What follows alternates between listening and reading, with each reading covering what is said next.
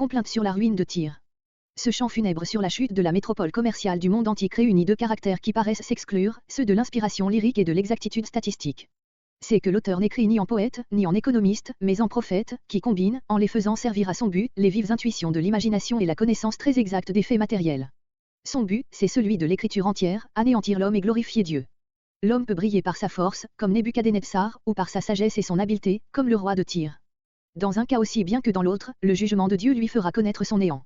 Le prophète contemple d'abord la grande cité marchande, qui remplit les mers de ses vaisseaux, sous l'image d'un navire admirablement construit et équipé, qui traverse fièrement les gros seaux, emportant et rapportant les marchandises du monde entier, versets 2 à 25. Puis, dans un second tableau, il voit ce navire sombrer soudain au souffle d'un ouragan venu d'Orient et il entend le cri d'effroi du monde entier à la vue de ce désastre, versets 26 à 36. Verset 2. Le premier morceau comprend, d'abord, le tableau de la beauté et de la puissance de Tyr, versets 2 à 14, puis celui de son immense commerce, versets 12 à 25. Versets 2 à 11. L'état de Tyr, représenté sous l'image d'un navire merveilleux pour la construction et l'embellissement duquel le monde entier a réuni tout ce qu'il produit de plus excellent. Cette image d'un navire est empruntée à la situation de Tyr, bâtie sur une île, d'où elle dominait les mers. Le prophète y reste fidèle d'un bout à l'autre du morceau, sauf dans quelques traits de détail, verset 11, murailles, tours. Verset 3. Aux abords de la mer. L'île de Tyr avait deux ports, l'un au nord, du côté de Sidon, l'autre au sud, du côté de l'Égypte, un bras de mer de 10 minutes de largeur seulement, la séparait du continent, il avait deux sorties, au nord et au sud. Des îles nombreuses, les contrées riveraines de la Méditerranée. Tu as dit. Ce premier mot signale le sentiment d'orgueil qui amènera la chute de cette reine des mers. Verset 4. Ton domaine. D'autres peuples règnent sur les continents, mais les mers sont le domaine de Tyr. Ton construite, ici commence l'allégorie. Verset 5. Dans les versets 5 à 7 est décrite la construction du navire. Et d'abord sa coque, toutes tes parois. Elle est du bois le plus inaccessible aux insectes et à la pourriture, celui du cyprès de Sénir. Sénir était le nom amoréen de l'Anti-Liban, la chaîne parallèle au Liban, du côté de l'Est, il désignait spécialement le Hermon, cette montagne magnifique, le Mont Blanc de la Palestine, qui termine l'Anti-Liban au sud, Deutéronome 3.9. On a retrouvé récemment ce nom de Sénir dans les inscriptions assyriennes. Un mât. Il est fait du bois le plus réputé, de celui des cèdres du Liban. Verset 6. Tes rames. Les chênes de Bazan sont au nombre des arbres les plus robustes, Ésaïe 2.13. Tes bancs, peut-être le mot hébreu désigne Théil le pont du vaisseau. L'usage d'incruster l'ivoire dans le buis est constaté par Virgile, Énéide, X, 137, et Burper Artem, inclusum buxo. Kittim, Ésaïe 23.1, Ésaïe 23.12, ce nom désigne proprement la ville de Sicyon, port célèbre dans l'île de Chypre, puis l'île de Chypre en général, Jérémie 2.10. On trouve parfois le nom de Scythien appliqué aux Macédoniens et même aux Romains. Verset 7. La voilure et la tenture.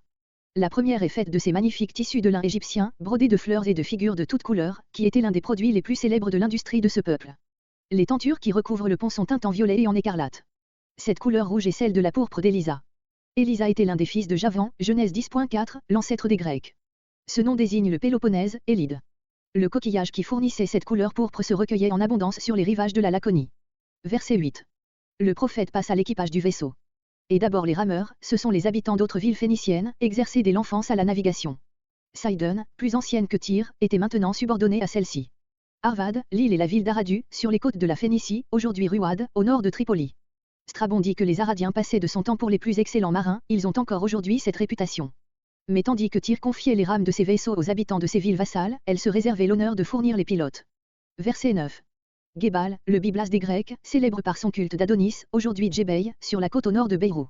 Teradouber, ses habitants étaient déjà célèbres comme charpentiers sous le roi Salomon, Gibelim, un roi 5.18, texte hébreu, verset 32. Dans la fin du verset, on voit le navire typique abordé par les vaisseaux de tous les autres peuples pour trafiquer avec lui. Verset 10. Verset entre 10 et 11 enfin l'armée de Tyr, la partie militaire de l'équipage du vaisseau. Pour les guerres extérieures et la protection de ses colonies, Tyr possédait une armée de mercenaires, comme le faisaient aussi les Carthaginois. C'étaient des hommes enrôlés de bien loin. Le terme de Perse, para, on les retrouve comme auxiliaires dans l'armée de Gag, Ézéchiel 38.5, peut difficilement désigner ici le peuple asiatique ordinairement appelé de ce nom, peut-être s'agit-il de la peuplade des Pharousiens, que Pline et Strabon mentionnent comme habitants au nord de l'Afrique, c'étaient d'excellents archers.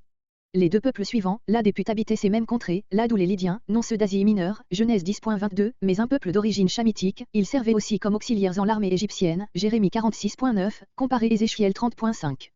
Puis ou les Libyens, ils occupaient la côte septentrionale de l'Afrique jusqu'à l'Atlas, Genèse 10.6. Verset 11. L'usage de suspendre aux murailles et autour les boucliers et les casques paraît dater déjà du temps de Salomon, qui l'avait peut-être emprunté à Rairum, roi de Tyr, comparé à un roi 10.16-17, Cantique 4.4. Il existait encore au temps des Maccabées, un Maccabée 4, 57. Il faut se représenter les parois du navire symbolique resplendissant au loin de l'éclat de ses armes brillantes. Il ressort des découvertes de Ninive que l'on décorait réellement de cette manière les vaisseaux. Mais la garde de la ville elle-même n'était confiée qu'à des troupes indigènes, à savoir aux fils d'Arvad et aux Tyriens, ton armée. Le titre d'homme vaillant, Gamadim, était sans doute un nom d'honneur réservé à ces troupes d'élite. Verset 12. Versets 12 à 25. On peut faire rentrer le tableau suivant du commerce de Tyr dans l'allégorie, en le considérant comme la description de la cargaison du navire. Tarsi, l'ancienne colonie tyrienne de Tartessus, au midi de l'Espagne. Ce pays possédait de riches mines d'argent et d'autres métaux, fer, plomb, étain, comme l'attestent Pline et Diodore, comparé Ésaïe 23.1, note, Jérémie 10.9. Le prophète part de l'extrémité de l'Occident, puis il se rapproche de Tyr dans le verset suivant. Verset 13. Javan, la Grèce, avec Lyonie, en Asie mineure, Tubal, les Tibaréniens, Messèques, les Masques, ces deux dernières peuplades habitaient à l'angle sud-est de la mer Noire et au sud du Caucase, entre cette mer et la mer Caspienne, Genèse 10.2. Des âmes d'hommes. Encore aujourd'hui, c'est de ces derniers pays que l'on tire les plus beaux esclaves, hommes et femmes, pour les cours et les harems de l'Orient. Les Grecs faisaient le commerce des esclaves, particulièrement des prisonniers de guerre, dont les fournissaient les Phéniciens, Joël 3.6. Les montagnes de la Colchide, Tubal, Messèques, renferment des mines de cuivre inépuisables. On exploitait aussi ce métal en Eubée et en Chypre. Verset 14. Tojarma, l'Arménie, Genèse 10.3, l'extrémité orientale, opposée à Tarsi. Ce pays était riche en chevaux, Strabon, et en ânes, Hérodote, on devait donc y élever aussi des mulets. D'ici le prophète se dirige vers le sud. Verset 15.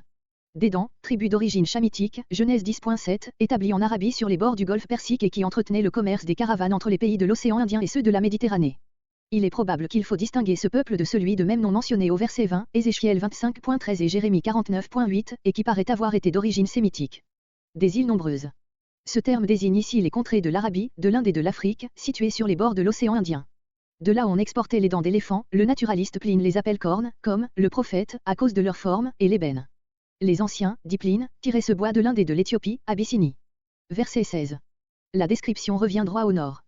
Érum. On serait bien tenté d'admettre ici une correction du texte et de lire Édom, puisque les Édomites habitaient à l'ouest de la tribu précédente, ils formeraient ainsi la transition naturelle à Jude et à Dama, versets entre 17 et 18. Mais le prophète ne suit pas un ordre géographique et les objets de commerce mentionnés conviennent mieux à la Syrie et à la Mésopotamie, ordinairement désignés par Érum. C'était de Dama, capitale de la Syrie, que provenaient les tissus les plus célèbres, comme l'indiquait Amos 3.12, texte hébreu, et l'indique encore leur nom. Babylone, sud de la Mésopotamie, était le marché le plus riche du monde pour les pierres précieuses et pour les tissus de fin lin en pourpre et bigarré, comparé Josué 7.21. Corail, ou peut-être perle. Verset 17. Le pays de Jude était si riche en froment qu'il en fournissait la Phénicie, un roi 5.11, acte 12.20.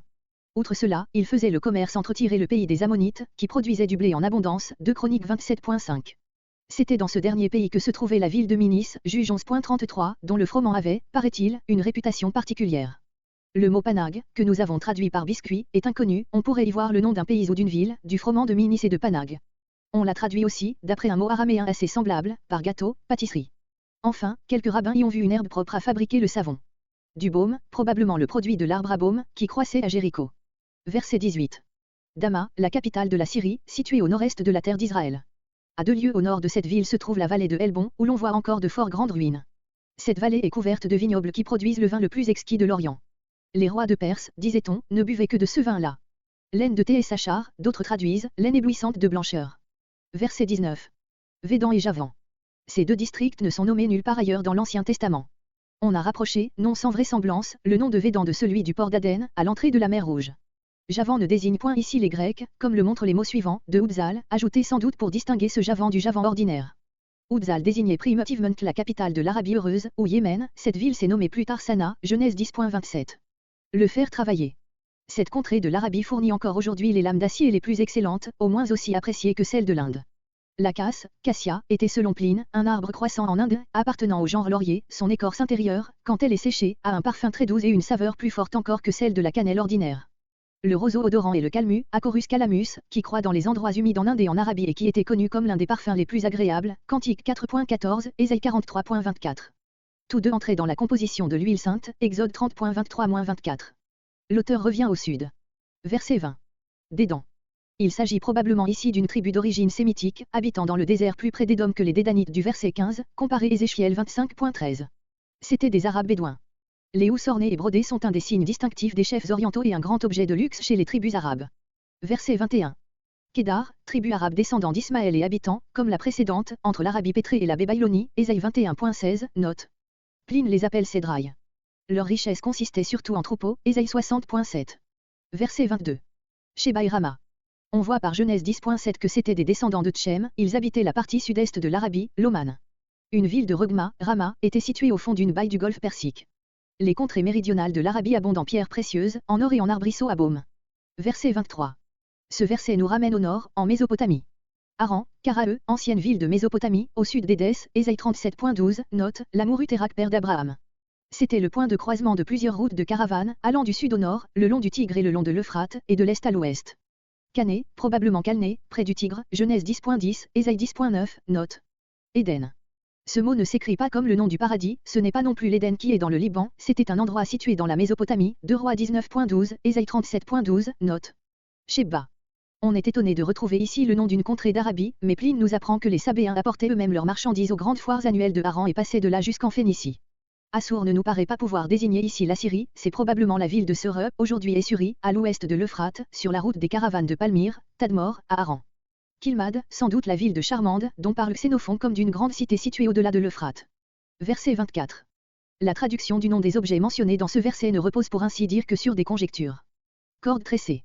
On en faisait en Orient d'excellentes avec les fibres des feuilles de palmier ou celles du roseau papyrus. Verset 25. Ce verset est le sommaire et la clôture de toute la description précédente. Les navires tyriens qui faisaient les voyages de long cours jusque sur les côtes d'Espagne, vaisseaux de Tarsie, sont comparés aux caravanes qui transportent les marchandises à travers les déserts de l'Orient. Les derniers mots, au sein des mers, font ressortir la hardiesse des marins tyriens, qui ne se bornaient pas à la navigation côtière. Ils forment le lien avec le morceau suivant et sont répétés par cette raison au verset 26. Verset 26. Verset 26 à 36. Le second tableau, celui de la ruine de Tyr. Le navire qui représente la ville et l'état de Tyr, est surpris par un ouragan au milieu des gros seaux qu'il a osé affronter et il sombre soudain avec tout son équipage et toutes ses richesses.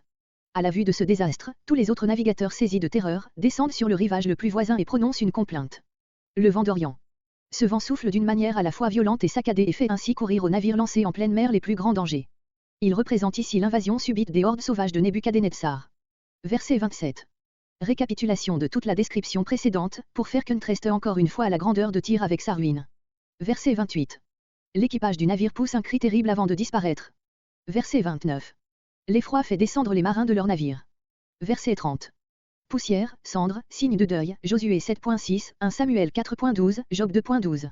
Verset 31. Se raseront, se scindront, voire à Ézéchiel 7.18, note. Verset 33. Tes marchandises sortaient des mers, sur les navires d'où on les déchargeait. Verset 36. Tandis que ceux qui échangeaient leurs produits avec les commerçants tyriens se désolent, les rivaux et les concurrents de Tyr se rient de sa chute, comme elle s'est moquée de celle de Jérusalem, Ézéchiel 36.2. 3 observations. Le tableau un peu prolixe, mais si intéressant, du commerce de Tyr à sa grande éloquence quand on le met en face de la ruine complète dont cette ville est menacée et que nous pouvons constater aujourd'hui après 2500 ans. Cette description est rendue plus remarquable par le contraste entre l'annonce non adoucie de cette chute et la promesse, plusieurs fois répétée dans ces morceaux mêmes, de la restauration d'Israël, ils habiteront dans leur pays que j'ai donné à mon serviteur, à Jacob. Ézéchiel 28.25. En ce jour-là je ferai germer la force de la maison d'Israël, Ézéchiel 29.21. Le prophète a certainement composé ce morceau avant la ruine de Tyr. Car s'il eût écrit après coup, il n'eût pas présenté comme une ruine immédiate et soudaine une décadence graduelle qui n'est arrivée à son terme qu'après une longue suite de siècles.